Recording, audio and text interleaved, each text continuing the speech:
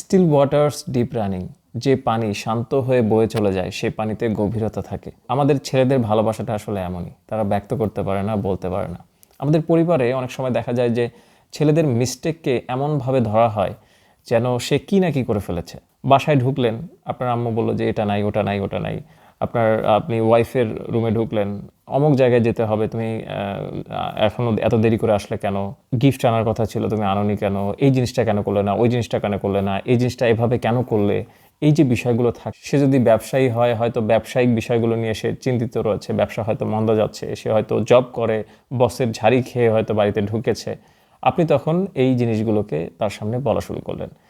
আমি পার্টনারের কথা বলছি, মানে ওয়াইফ হতে পারে, অথবা এমন অনেক দেখা যায় যে ঘরে ঢোকা মাত্রই মায়েরাও অনেক সময় ছেলেদের বিভিন্ন বিষয় নিয়ে কমপ্লেন করতে থাকে। অনেক বোনদের কমপ্লেন থাকে যে আমার স্বামী আর আগের মতো ভালোবাসে না, আমাকে আই লাভ ইউ বলে না, আমাকে এ করে না, সে করে না। আসলে এনভায়রনমেন্টটা এমন হয়ে যায়, সব ক্ষেত্রে এরকমটা হয় আমি বলছি না, অনেক ক্ষেত্রে দেখা যায় যে একজন স্বামীর বাইরে হয়তো কারোর সাথে অ্যাফেয়ার রয়েছে, অন্যরকম কোনো বিষয় থাকতে পারে। তবে বেশিরভাগ ক্ষেত্রে এরকমটা হয় যে স্বামীর হয়তো নানান রকম সমস্যা সে ফেস করে সে বাসায় ঢুকেছে। সেই ক্ষেত্রে স্ত্রী যদি বাসায় ঢোকা মাত্রই ক্যাটক্যাট করতে থাকে, তো সেই ক্ষেত্রে দেখা যায় যে ভালোবাসাটা, দূরত্বটা অনেক অনেক চলে আসে।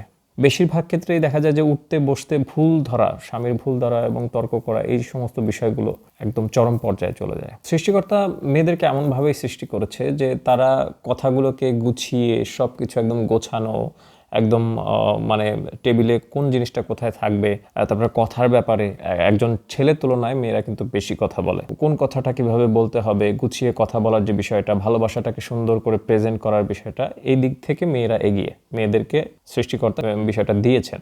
বেশিরভাগ ক্ষেত্রেই ছেলেরা তাদের ভালোবাসাটাকে আসলে ভালো করে বোঝাতে সক্ষম হয় না। তো দেখা যায় যে একসাথে থাকতে থাকতে অনেক বোঝাপড়া হয়ে যায়, কিন্তু বেশিরভাগ ক্ষেত্রেই আসলে তারা বিষয়গুলো বলতে পারে না। আমরা অনেক সময় বাবাদের যে শাসনটা, এটাকে নেগেটিভ হিসাবে ধরে নিই এবং বাবাদের যে অবদান, এই জিনিসটাকে আমরা আসলে ভুলে যেতে চাই, ভুলে যাইও।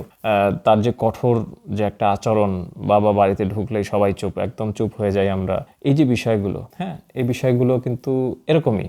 সে এরকমভাবেই গড়ে উঠেছে। একজন পুরুষ মানুষ সে এভাবেই থাকে, এভাবেই চলে, এভাবেই ফেরে, এভাবেই কথা বলে, এভাবেই।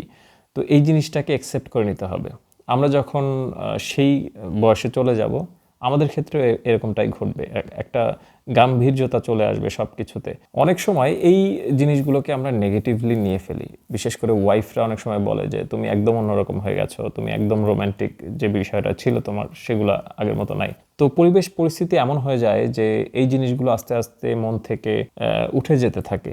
এগুলোকে বজায় রাখার জন্য স্ত্রীদের দায়িত্ব কিন্তু অনেক, স্বামীদেরও প্রচুর দায়িত্ব রয়েছে এগুলো ঠিক করার ক্ষেত্রে। তবে স্ত্রীরা আল্লাহ তাদের এমনভাবে সৃষ্টি করেছেন যে একটা মেয়ে যদি সে ভালো মতো চায়, সে একটা পরিবারকে সুন্দর করে পরিচালনা করতে পারবে। স্বামী হয়তো ইনকাম করবে, কিন্তু সুষ্ঠুভাবে একটা পরিবারকে চালানোর জন্য একজন মা অথবা একজন বোন, যেই বলেন না কেন, সে কিন্তু সুন্দরভাবে এটা করতে পারবে। এটা পুরুষদের ক্ষেত্রে কিন্তু হয় না। হিসাব টিসাব সব কিছু হিসেব করে করার ক্ষেত্রে মেয়েরা কিন্তু খুব ভালোভাবে এটা করতে পারে। পুরুষরা অনেক সময় দেখা যায় যে এই জিনিসটা সম্পর্কে অতটা ভালো বুঝতে পারে না। তো দর্শক, হুট করে বিষয়টা মনে আসলো, যার ফলে আপনাদের সঙ্গে কিছু কথা শেয়ার করলাম। ভুল বললে ক্ষমা করবেন। আল্লাহ আপনাদের সবাইকে ভালো রাখুন। আসসালামু আলাইকুম।